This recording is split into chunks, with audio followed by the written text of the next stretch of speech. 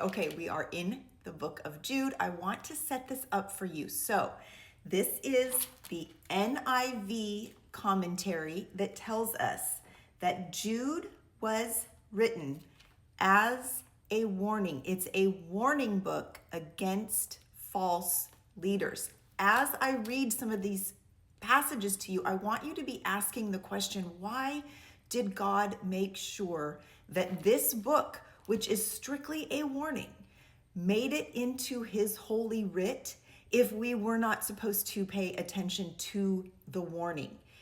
And as we read these scriptures, we will see there is no other person on the face of the earth who fits these passages better than the false leader who is sitting in the White House right now, who has effectively ingratiated himself to the white evangelical church, which is step one. Jude is going to tell us step one is that these leaders will come in and they will make nice with you. They will pretend they want to feast with you. They will, pretend to be interested in the same God that you're interested in, but it's all a ruse so that they can profit themselves, so that they can exalt themselves, and so that what this commentary is telling us, they are going to not only lead disciples astray, but destroy them, destroy their faith, get them so twisted up and turned around in what truth actually is, because they're masters at perverting truth and distorting truth, that there is a leading away from the faith. That's what makes them false leaders. They are very highly capable of leading people, but they have a false counterfeit spirit. So that's what Jude is talking about here. So it says also in the explanation here in the NIV commentary, Jude warns against false teachers and leaders who reject the lordship of Christ, undermine the faith of others, and lead them astray. These leaders and any who follow them will be punished. We do hear that at the end of this chapter. And so that is why I teach on this. That is why I am so earnest about making sure that we understand what this book actually says. Because like I mentioned in the last video, I never heard any sermons on this in the 20 plus years that I was in the evangelical church. And I just kind of wonder why this book of the Bible gets ignored, because it's so important. It's there for a reason, a very, very important reason. Okay, so Jude introduces himself. He says, "Dear friends, although I was very eager to write to you about the salvation we share, I felt I had to write and urge you to contend for the faith that was once for all entrusted to the saints." The NET version says that he felt compelled.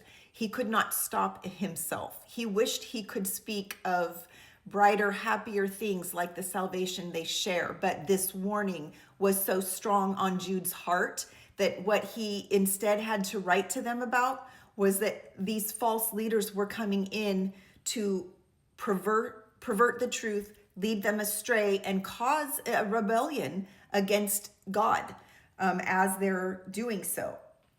It says, "For certain men whose condemnation was written about long ago have secretly slipped in among you." How does somebody secretly slip in to the church?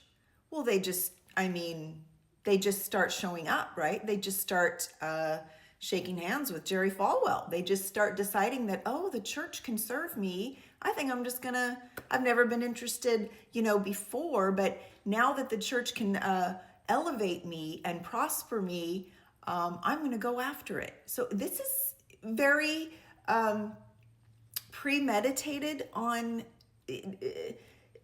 Let's just say that Donald Trump knew his prey when he went after them. He knew exactly what he was doing. And so he chose the church in America today, because he knew that he would know the things to say in order to lead them astray and follow after him. It says they are godless men who change the grace of our God into a license for immorality and deny Jesus Christ, our only sovereign and Lord. I want to just let you know there that you can deny Jesus Christ in many ways. You can pay lip service to Jesus Christ all day long. You can hold up the Bible. You can put your name on the Bible. You can talk about 2 Corinthians. You know, you can do all of that stuff, but you can deny Jesus Christ by the way that you're living your life and by your behaviors and by your words. So, you know, here we have somebody sitting in the Oval Office who's saying, oh, God bless America, and I am here to lead this godly moral agenda, and the evangelicals just love me, and I have done more for Christianity than anyone else. And at the same time that he's tweeting out hateful words and bitter divisiveness and calling people human scum. That's what it means by denying the sovereignty of Jesus Christ. Do not just pay lip service to him, sir. If you are going to talk about the Lord Jesus Christ, you had best obey him. So there's a lot of two-face going on here, right? So he's going to talk about him all the live long day as long as he thinks it will prosper him. And that is exactly what Jude is getting at here. So I want to go down to verse 11. It says, in regards to these type of men, woe to them. They have taken the way of Cain. Cain, as we know, had a murderous spirit. I'm going to say something here. Let us not forget, because I know that even now, as I speak, he is trying to whitewash the events of January 6, 2021, and he is trying to pretend that those events never happened. And so, you know, eventually, if he has his way, it will be like it never happened at all. Well, guess what?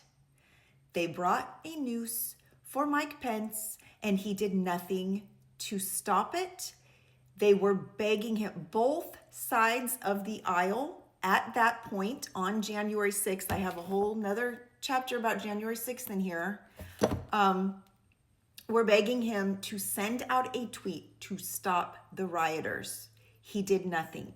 He did nothing. In fact, he encouraged them toward more harm and violence, specifically telling them that Mike Pence was a coward. So you tell me, did Donald Trump care if Mike Pence lived or died that day?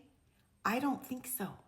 And I don't think Karen Pence thinks so either, judging by the way she treated him at Jimmy Carter's funeral. So somebody who has a lust for power so great that they are willing to let their vice president come to harm, to prosper this ridiculous lie about a rigged and stolen election, has this spirit, the way of Cain, the disobedience of Cain. It says they have rushed for profit into Balaam's error. That just means that they want to profit themselves so badly.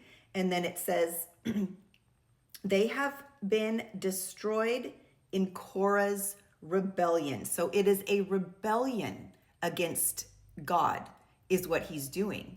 But he's hiding behind God to get evangelicals to undergird him even as he rebels against God. Okay, so that's verse 11. We're going to go on coming up here in part 3. This is the book